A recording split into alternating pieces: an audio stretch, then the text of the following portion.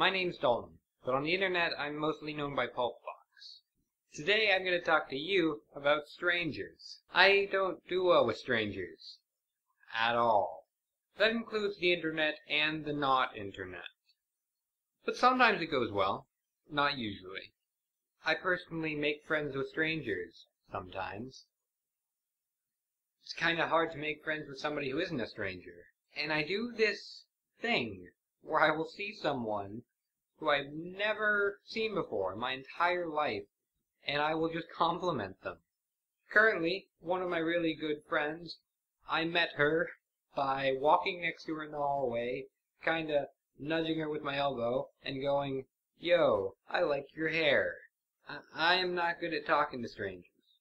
I'm actually going to call a couple of my current friends so that they can tell you how awkward I was when we first met. Hello? Hey. Hey. So, have you been thinking about how we first met? A little bit. Okay, I want you to talk about how awkward I was. Well, I mean, I swear on my life you weren't too bad. But, I mean, you came and sat with me for a while, and we were both pretty silent and weird and awkward. And then I mean, it wasn't anything too bad. Why? Because I feel like it took like 3 days for me to actually talk to you, at least. Well, I mean, that's true. And whenever we did finally start talking, it was kind of not really face to face. Yeah. But it's all good now. I guess. I was really, really awkward, though. It was mutual, so it's really okay. It kind of cancels out. Yeah. Hey, so I'm making a video about strangers, and I'm doing something right now where I'm calling people to figure out how awkward I was when we first met. Do you remember how awkward I was?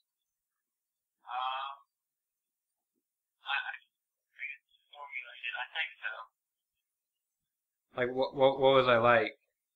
Oh, you want me to give a spiel? Does it have to be good? It doesn't have to be fantastic, but just kind of a general idea. Well, you're very passive aggressive at the beginning. Was I? Yeah, I remember back in Mr. Material class one time. I turned around and you were behind me. I was trying to get a light bulb or some stuff. Right? And you're like, oh, turn around. This is my light bulb. That kind of sounds like freshman me. Wow. Yeah, that's when I think, yeah. That was around the time, and you were a bit strange because you were hanging out with Geek and all them. No, that was before high school. Yeah. But I knew that Yeah. this was when you were awkward. Yeah. Do you want me to be blunt? Yeah, yes, very. Okay. You probably weren't very good at making conversation at the beginning, but you were really good at making conversation now because we know each other really well. Yeah. You wore funny clothes back in the day. Did I? Yeah, hold on one second. You were a busted shirts, you know? I did. I think I still have that, actually. You wore baggier jeans. I remember that. Yeah. Jeans weren't as form-fitting. Well, if my phone gets disconnected, one second. Okay, I'm back. Alright. I would say that's about it, actually. Alright, cool. Thanks. Alright, love you, bye. See ya. I am a mess. But then you have to deal with strangers in the world, out there, not in here. When I was growing up, one of the most stressful things was whenever I would be at Walmart playing those games that they have that you can play in the video game aisle. I played a lot of Guitar Hero in that aisle, and people would crowd around behind you, waiting for you to finish. And it's like, it's these people you don't know. It's all these strangers. You don't know what they're thinking about you. Are they, like, criticizing how you're playing games? I think that's one of my biggest problems with strangers. I don't know who they are, so I don't know what they think of me. Like, I have friends who stare at me, and that's fine, because I have a general idea of what they're thinking. But whenever a stranger stares at me... I was actually in Kohl's the other day, and there's this girl who was checking out, which kinda has some dual meanings now that I think about it, because she was also checking me out.